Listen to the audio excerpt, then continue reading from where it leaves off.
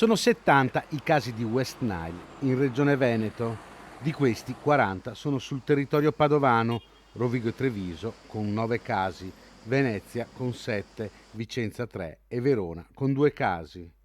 I morti sono stati 6, 5 in provincia di Padova, l'età media si aggira intorno agli 82 anni. I medici di base, per voce del loro segretario regionale, il padovano Domenico Crisarà, confermano che sono subissati di richieste e di consigli su come difendersi dalla febbre del Nilo. I numeri, seppur più bassi del Covid, preoccupano i cittadini.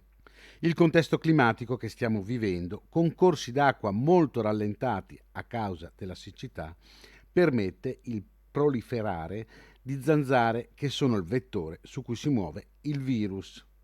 I consigli sono quelli di evitare ci siano ristagni d'acqua nelle vicinanze dell'abitazione, di proteggersi con dei repellenti e di indossare pantaloni e maglie a maniche lunghe.